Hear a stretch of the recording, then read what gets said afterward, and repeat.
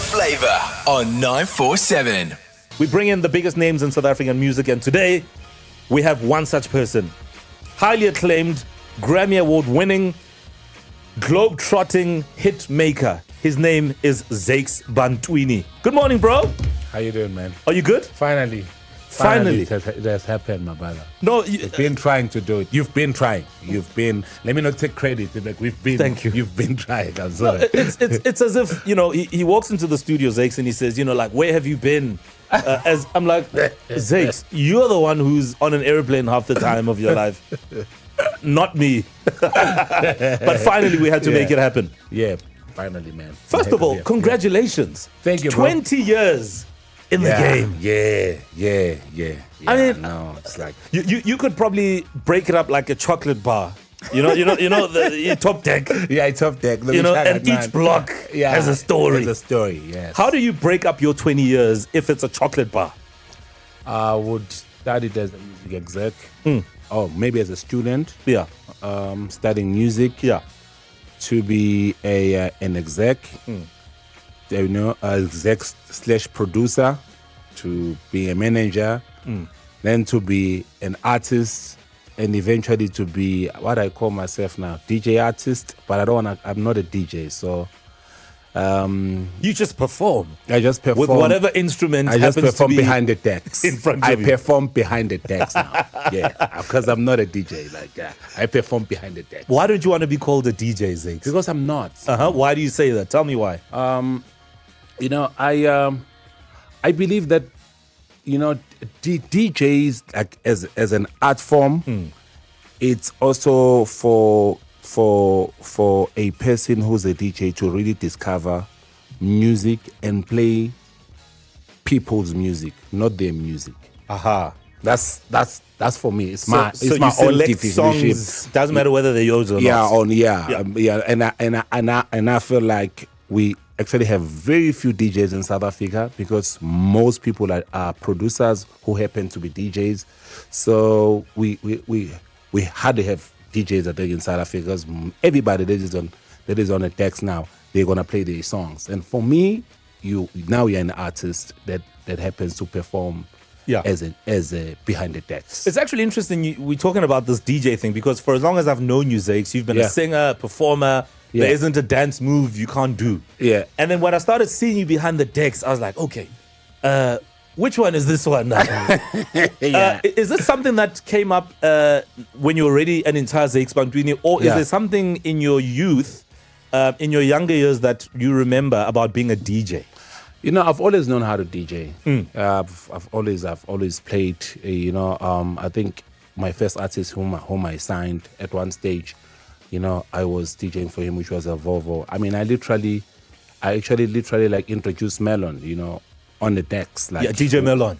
Like, what is the cue? How do you select a song? So even before you got into the industry, you were already like a DJ. Yeah, like I knew. I mean, I was very close. I mean, most of the people that I was close with at that time, like Kofi, Kulo, Kabila, Socks, Tira, Bongs. So I was really close with the DJs, but it's a space that I didn't really felt like I needed to be this because I wanted to be to really perform my own music. Sure. I felt like there's a music that I wanted to perform, but more to tell you the truth, I feel like I was forced to take the stance. Okay, I really feel like I was forced to take the stance because I felt like DJs in South Africa became so selfish. What do you mean? I mean that even though they know that your song can work, in their sets, they will choose not to play it because they have their song that they need to play. And then, so you're saying they would rather pick their own music if they are producers than play your song. Yeah. And that for you is a problem. That was a problem because for the me. DJ needs to play. But why should I? Well, so if I've got a big song, Zakes, and I'm a DJ producer, why should I play your song and not mine? Exactly, that's what I'm saying. Then you're no longer a DJ. That's exactly that's a different. Then you're no longer a DJ because the DJ doesn't matter. For a DJ plays a song that's gonna work. So sometimes as a DJ, a song that's gonna work, it's more song. But I've got this new song. Yes. And it's a last song. Hey, I told you, brother, this is the last song. You're like, I have this last song. But I know most song here can really, but it's a last song. shucks, do I play Mo's song or I play my song as an introduction? You know what? I'm gonna play my song and I'm gonna take a video and it's gonna be available on my Instagram. That's what I'm gonna do. DJs are selfish according to Zakes Bantwini. So yes. Yeah. Okay. Yes. Quote me on that. DJs can be very selfish. There are stories behind every song, Zakes. Yes. And I know even with this one, yes, there's a hell of a story about, you know, you guys recording in the studio. I think it was on the weekend. Yeah. It was on a Saturday. It was on a Saturday, I think. We were playing PlayStation, myself, Tulo, and Nati. Okay. You know, Nati is very good on PlayStation. Really? Very good. I need to challenge him online. You know? Yeah. And then he left into the studio after getting a beating from me. Also, you also good. I was. Yeah. And then I played with Kulo. So and then he calls me in the studio. Yo, Zay, come. Yeah, I'm coming. You know? Yeah. You know, finishing the game. Then eventually, I get into the studio and he put this instrument on. You know, it's like, yo, bro, I want us to work on this song.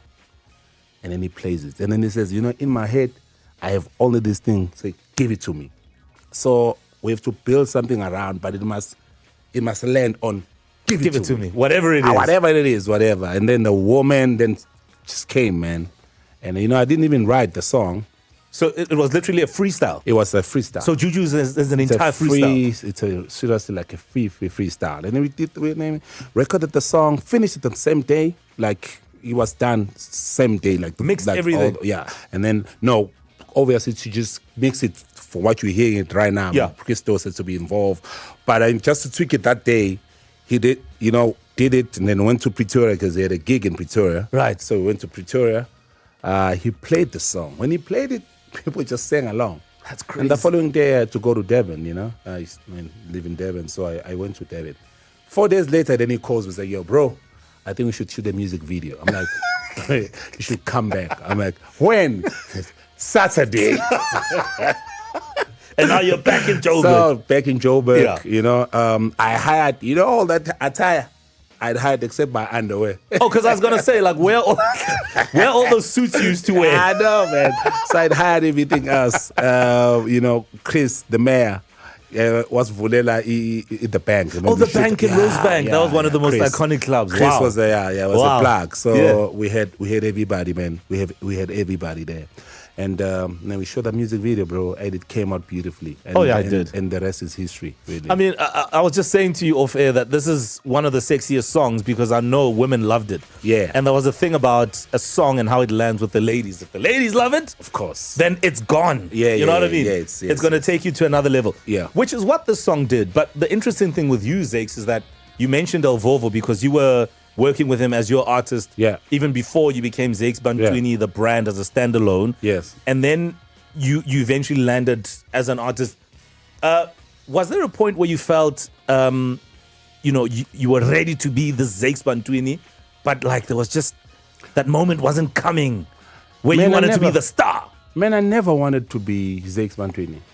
Okay, so you just wanted to be on the back end. I just wanted to be the back end. I wanted to just produce music, be a music executive. It was my first love. Like being a music executive, study, look at contracts. That's why I have best deals, you know, because it's my passion. My passion was always that. And when I opened my record label, I wanted it to be fair to artists. Sure. Like, hence that's why El Vovo was well taken care of. I mean, within a year, El Vovo had a house, had 2 cars. No, he looked very healthy too. Yeah, he only realized later how fair I was, because at that time he thought I wasn't. So then what made you like? Because they kept leaving. You know, I did that Evovo Bang Sugela, and we had success. He left, and then I did La La La La, produced La La La La for DJ Ndara. Yeah, Ndara left. Oh, that was a big song. Yeah. Yeah. So all these songs I'm doing for people, and people keep leaving. You know? Right. Man, so I was really, really frustrated. There was another time when El Vovo just left, you know? Then I came to Joburg. Policy you know? Why were people leaving, Zakes? You know what I mean? Like, why were people leaving? You know, and this happens all the time. When artists sometimes are not able to share when they are in the position to share. So when you sign more and more, has nothing, a record label wants to share with Mo. Okay, I can take your talent and make your talent bigger. Then we share. Sure. But when Mo is now at the position where they don't need record label anymore, they can do this thing with their own money. They no longer want to share. Oh. Then you'll hear artists saying, no, I want to grow. Like, why can't you just grow with me? Yes. Because all along when you didn't have money, as a record label, we grew together. Yeah. But now when you had money, you want to grow on your own. So it's like you can't have two bulls. Once you hear artists saying, I want to grow, just no selfishness is kicking. Yeah, two bulls in one crowd never works. You know what I mean? Like, so it basically was that because everybody that I've worked with, you know, we are good today and they always come back to me, you know, and which, I mean, very close. And they will say, man, yeah, it was, you know, I made a wrong call. And the idea is that what happened is they were talking about our business with their friends, and their friends didn't know the music business. So people will be like, yeah, but when I you don't need Zakes Moss. Oh my god. Everybody loves you. Yeah. You know, and then I at the time, because I mean, he couldn't say you're broke, but this guy is my producer. Like, exactly. All these songs that I'm doing, that chemistry, I can't achieve it on my own. I would need him. You know, so all of that made you feel like, you know, I'm going to do this on my own. I'm going to be the soccer player, the bus driver, the I think that's why, and almost everything that I do more is because of that reason. I think that's why I'm able to play bass, piano, mix my music, program, write. All of those things happen because I can't wait for somebody. I hate waiting for somebody. I mean, on my email, there's my signature says, when I stop putting the fate of my dreams onto another man's hand, I started living. So I will learn how to be a broadcaster. Yeah. The day I know we're waiting for more for us to be able to broadcast. I was like, no way. I'm doing it myself. Like, there's no way. Where can we go to study how to broadcast? Like, absolutely. So that we can do. So I'm that kind. So I'm that kind of a guy. So when this happened, I mean, came to Johannesburg, so police kind of lambs over actually out time coffee, you know, and we made Juju, and that's it. And they were like, so you made Juju with a headache after playing PlayStation.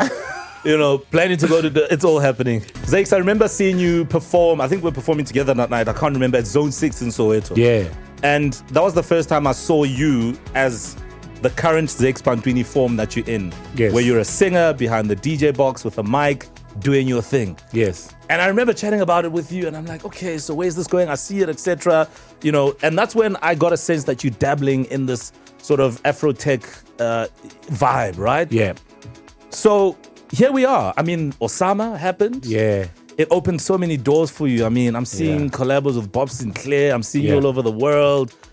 You were telling me about Burning Man. I mean, I'm just sitting here thinking, for you to even work out what the sound is going to be, what does that look like? How do you figure out what the sound is going to be for Zakes, considering that, you know, Afro-tech is Afro-tech? Yeah. You know, I think maybe that's where, I don't know, man, like, God, talent maybe works, you know, because there's some of the things that really do not make sense. And when people ask you, you will try and explain it as if it's something that you had a foresight, like you. But there are some just things that, you know, all the decisions when you in hindsight, when you look at me, like every time I do these parts of the decision, they actually don't make sense at that time, but they later make sense. Right. But what I've picked up is every time when I follow when I do what I love and I follow my guts, I always win. So you would say that's your key, guts, like follow your sixth sense all the time. Yeah, and contrary to a lot of people, like I feel like musicians, they are the only professionals in the field that want to be told by patients what to do. You know what I mean? Like, it's like going to the doctor and be like, okay, cool, I'm sick, I've got headache, but please, so this is what you're going to do. You're going to do this and do that, and then this is what you need to give me. Sure. Because it's like, people would then say, no, but the crowd doesn't want this. This is what they want. Like, but you're a musician. You should tell them what they should listen to. Yeah, you know, you should guide them. Yeah. You know, I remember when I submitted Osama onto my label, they're like, I'm a piano right now. I'm like, yeah, I love I'm a piano. I've got a song with the late, sorry, rest in peace, with the late somebody, you know, and I've got a song with Amos. I have my piano, so I love the genre, right? But here's the song. But for me, I love the song, and I know that anybody who can give an opportunity to listen to this, they would like it. Sure. and this is my singer. This is my song. And look at that. Everybody you know was... what I mean? Exactly. You know, because it's like, why do you think that people, you are thinking to yourself that people only listen to this? And it's like, you know, we had a very heated argument this one time with someone who's working for this other radio station. I think they sit in the music committee. And I said to them, I blame people like yourself who are busy saying people want to listen to this one genre. Sure. Because it's you guys. If you can just play music for the people, then people that actually love the music, I mean, you will have multiple genres. Let the people decide. We'll have multiple genres all at the same time. Yeah. But it's like, no, because we are so curated that, no, guys, it's 11 to 12, we are playing R&B. No, it's 3 to 6, we are playing Amapiano. No, it's 6 to 9, we're playing house. You know what I mean? Now it's weekend, or we're playing hip hop. It's like you are programming people. It's not like people are saying, no, this is what I want to listen to. You know? Yeah. It's not that. You know, but it's what it is. And I think I've proved people wrong over and over again. You know, like it's like now it's even worse, you know. To another also radio station, I'm asking them, why aren't you playing this song in Venek? Then I show them, you know, people like white Indians and colored sing along on Asanda. I'm like, they are singing, it's a Venek. That's the song. That's the song. Whatever the language. They are singing along to Imali. It's a Venek. Who are those listeners that you are talking about? Because these are your listeners, right? But it just shows you that no matter what even radio stations may think on how we playlist music and whatever we decide, people know what they want. People know what they want. And that's the bottom line. Zakes, you've had a stellar career, 20 years in. You've got a good sense of behind the scenes and as a main artist. You've won awards, you've won a Grammy, you're traveling the world, you're doing big events that are sold out, doing phenomenally well. I saw an Instagram post where you were thanking everybody, including one very important person as we wrap our conversation. Your wife. Yes. Unandi. Yebo. Your queen. Yebo. So as we wrap this conversation, Zakes, Yebo, how would you summarize the support that she's been giving you? Yo, man. Man. My wife, man. Sure. I have never enjoyed such support in my whole entire life. You know, I think a person that supported me like that probably was like my mother. And the next thing next to my mother is like my wife. Bro, she is, you know, sometimes when someone supports you, no one man. Yeah, sure. Man, I think I wouldn't be where I am like currently in my career if it wasn't for my wife. She is she's very supportive, very engaging. I mean, she really, I'll come home stressed out, talking about things that she's not even involved, but she will wake up, listen to my stories. Wow. You know, sure. Sometimes she wouldn't actually advise, you know, and just listen to me. Like, and sometimes that's enough. It's gonna be okay. Yeah. That's beautiful. So I'm really, man, I'm really lucky. I think that's one thing that I need to protect the most. Yeah. Like, I think that is my Second jam. to your masters, I think that is my wife. Jam. Yeah. I think that, you know, if you know where my secret is, that's the secret sauce. Yeah. Zakes, we're out of time, but thank you so much for finally coming to pay me a visit. Thank you, Mo. You know, I have the utmost respect for you, and I love your work. Continue flying high, continue just doing amazing things, and continue following your gut because it works well for you. Thank you so much, man. Thank you for having me, Mo, man. You know, I am such a fan of your radio. Thank you. You know, and it's so beautiful, you know, to finally have this conversation with you, and I'm going to come back again. Done deal. Grammy Award winner Zakes Bantwini live. It is my first hit, brought to you by Sampra. Love the beat, pay for play. Mo Flava on 947.